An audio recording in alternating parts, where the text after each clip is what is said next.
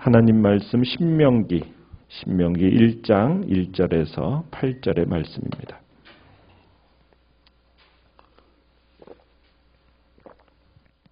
신명기 1장 1절에서 8절까지의 말씀을 교독하도록 하겠습니다. 1장 1절입니다. 이는 모세가 요단 저쪽 숲 맞은편에 아라바 광야 곧 바란과 도벨과 라반과 하세롯과 디사합 사이에서 이스라엘 무리에게 선포한 말씀이니라.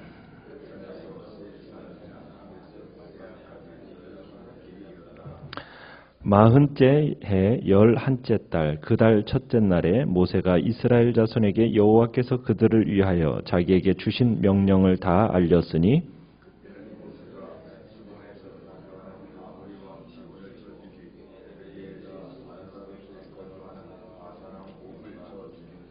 모세가 요단 저쪽 모압 땅에서 이 율법을 설명하기 시작하였더라. 일러스되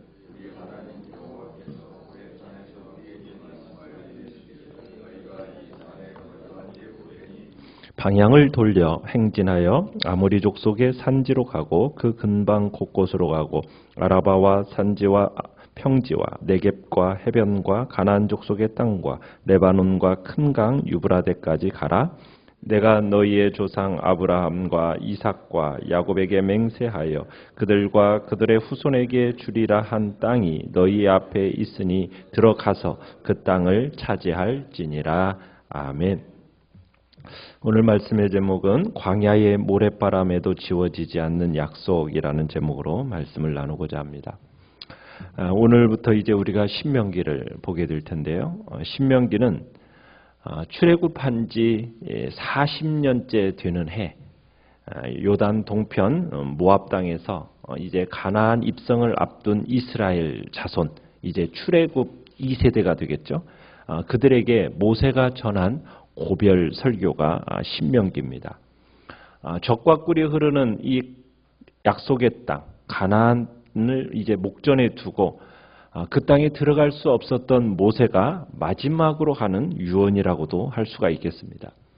그러니까 하나님께 대한 반역과 불순종의 대가로 이스라엘 백성들은 40여 년 동안 방황하지 않았습니까? 이 방황 끝에 비로소 이제 가나안이 마주 보이는 모압 평지에 이를 수 있게 된 거죠. 그 과정에서 출애굽 당시 20세 이상이었던 소위 출애굽 1세대는 다 죽게 됩니다. 남은 사람은 오직 여호수아와 갈렙만 남게 되죠. 하나님께서 이제 약속하신 가나안 땅에서 신정 국가를 이루고 살 수 있는 최소한의 규범, 그 규범인 율법을 후손들에게 전하고 가르칠 수 있는 세대가 다 사라진 겁니다. 다 멸절된 거예요. 그래서 이제 모세는 가나안 진입을 이제 목전에 앞두고 출애굽 2세대로 구성된 이스라엘 백성들에게 하나님의 선민이라면 지켜야 할 최소한의 규범, 그 규범인 율법을 가르치고 그들로 하여금 오로지 하나님만을 섬기도록 하기 위해서 지나온 이 광야 40년의 여정과 함께 시내산에서 받은 그 율법을 종합적으로 정리하고 재해석하고 선포하는 이 시간을 지금 모세가 갖고 있는 겁니다. 이때가 언제라고 나와 있느냐면 3절에 보면 마흔째 11째 달 그 달 첫째 날, 그러니까 출애굽한 지 40년 11월 1일입니다. 이때는 아모리 왕 시온과 바산 왕 옥으로부터 빼앗은 요단 동편 땅을 이제 르우벤 지파, 갓 지파, 므낫세 반 지파에게 기업으로 할당해 준 이후에 지금 이 신명기가 이제 선포되어지고 있는 거죠.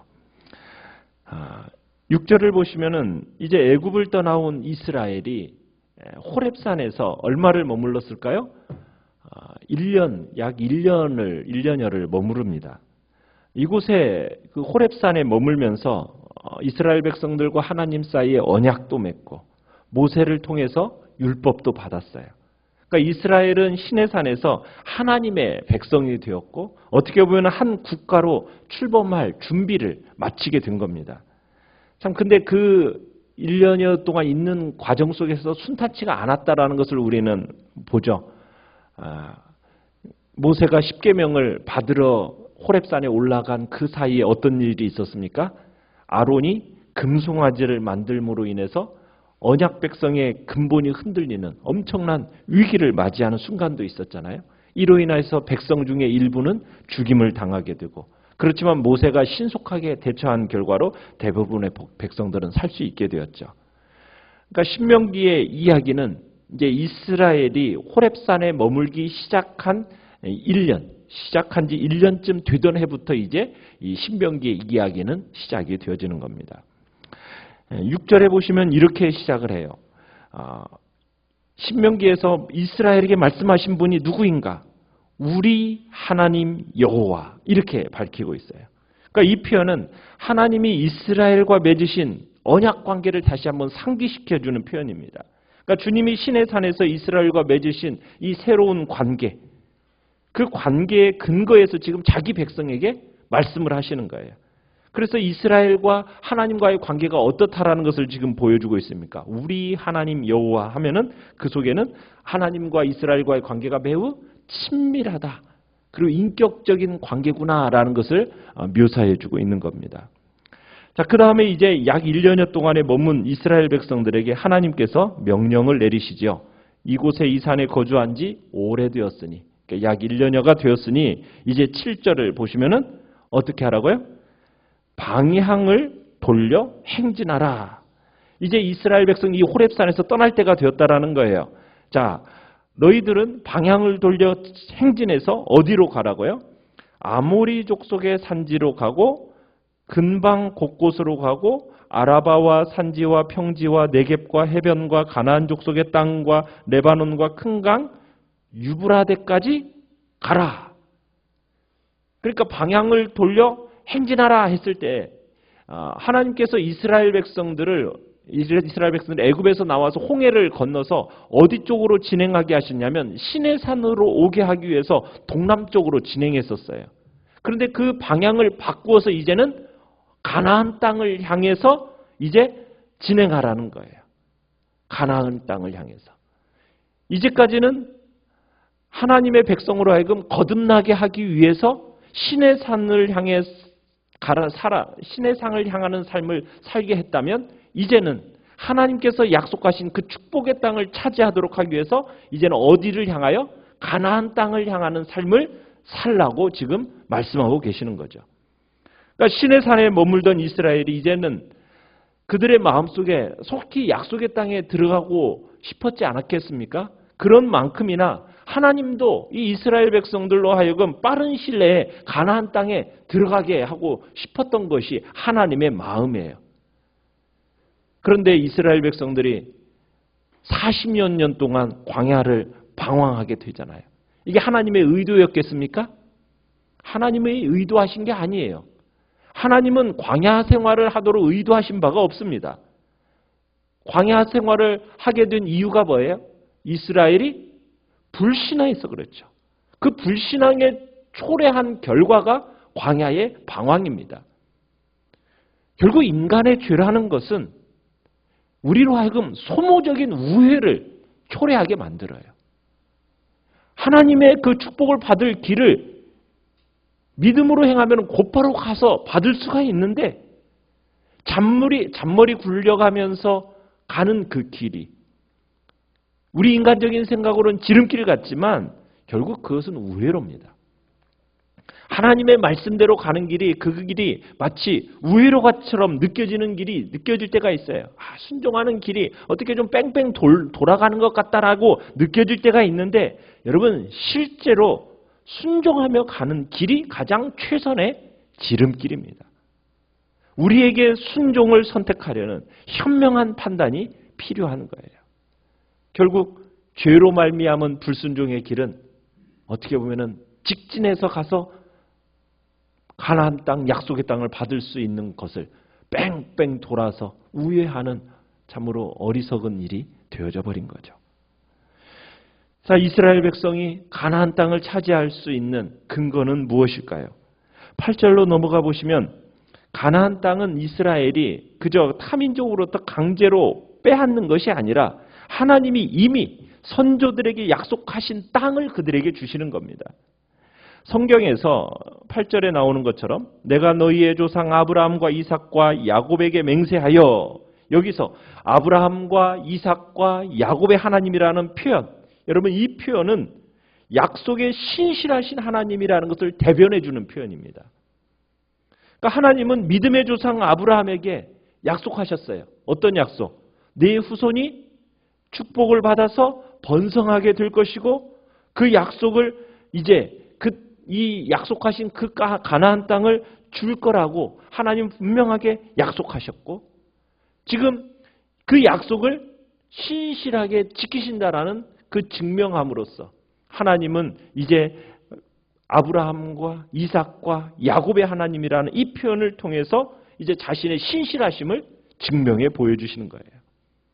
그러니까 출애굽 2세대들이 받게 될 이 가나안 땅은 이미 하나님께서 그 선조들과 맺으신 그 약속이 실현된 결과라는 거죠. 그것을 이제 강조하기 위해서 8절에 보면은 그렇게 얘기를 해요. 그들과 그들의 후손에게 주리라 한 땅, 그죠? 주리라 한 땅이 너희 앞에 있으니 들어가서 그 땅을 뭐하라? 차지할지니라. 그 땅을 이스라엘 앞에 두었으니 어떻게 하라고요? 차지하라. 이 차지하라는 얘기는 이스라엘을 향한 변함없는 하나님의 은혜를 증거하고 있습니다. 그러니까 이스라엘 백성이 40년 전에 반역만 하지 않았더라도 벌써 차지했을 땅이라는 거예요. 좀 늦은 감이 있지만 그럼에도 불구하고 지금 이 순간 모압의 평지에서 모세의 말씀을 듣고 있는 이 세대가 그 땅을 차지하게 될 거라는 어떤 기대감, 어떤 미래를 이렇게 고대하게 만들어주는 거죠. 몇백 년 전에 하나님께서 아브라함과 이삭과 야곱에게 하신 약속이 성취되는 순간인 겁니다. 비록 불신앙으로 말미암아 40년간 광야에서 참으로 방황하며 보내긴 했지만은 하나님은 그들에게 가나안 땅을 약속하여 주겠다, 그 하신 약속 절대로 취소하지 않으셨어요. 오랜 시간이 흐르더라도 하나님의 약속은 반드시 성취가 됩니다. 하나님은 신실하신 분이십니다. 그러기에 하나님은 끝까지 우리가 신뢰하는 믿음으로 우리가 그분 앞에 붙들고 나아가면 하나님께서 주신 약속 반드시 이루어지는 거예요. 들어가서 차지하라. 적극적으로 주님은 명령하시잖아요. 믿음으로 들어가서 차지하면 되는 거예요. 하나님이 이미 예비해 놓으셨습니다. 우리가 주저할 필요가 없습니다. 불안해할 이유가 전혀 없다라는 거예요. 하나님 당신의 입으로 내신 말씀은 반드시 이루어집니다. 사람은 거짓되지만 하나님은 항상 신실하신 분이에요. 그분이 주신 약속 일체가 정말 신실하게 이루어지는 말씀이기 때문에 우리는 그 약속의 말씀을 신뢰하면서 우리는 나아가면 돼요. 때와 기한은 하나님이 정하십니다. 우리가 알 수는 없어요. 그러나 그분의 말씀하신 그 모든 것 때가 되면 반드시 이루어집니다. 한치의 오차도 없이 반드시 성취되어지는 말씀입니다. 사단은 끊임없이 우리로 하여금 하나님의 약속이 실현 가능성이 없다라는 듯이 자꾸 우리에게 속삭입니다. 우리는 그 말에 속아 넘어가서는 안 됩니다. 그분이 이미 우리의 모든 것을 예비해 놓으셨어요. 단지 우리 눈에 아직 보이지 않을 뿐이에요. 그것을 우리가 어떻게 바라본다고요? 믿음으로. 믿음은 뭡니까? 보이지 않는 것들이 보이는 것처럼 우리가 딱 붙드는 손이고 눈입니다. 우리는 믿음으로 순종할 때 구체화되어져 가는 거예요. 그래서 믿음이 중요한 겁니다. 믿음은 하나님께서 예비하신 것들, 우리의 삶 속에 나타나는 유일한 방법입니다. 우리가 믿음으로 행할 때 하나님의 약속에 참여할 수 있게 되는 겁니다. 우리는 모두 정말 하나님의 약속을 온전히 믿고 행함으로 말미암아 우리 모두가 이 하나님의 복된 약속에 참여하는 은혜 자리에 있기를 간절히 바랍니다. 메마르고 험난한 광야를 지나 약속의 땅에 이르게 하실 하나님, 그 하나님을 바라보며 나아가는 복된 자리에 있기를 간절히 축원합니다. 오늘 말씀을 생각하면서 기도하시고요. 연약한 우리의 지체들을 위해서 기도해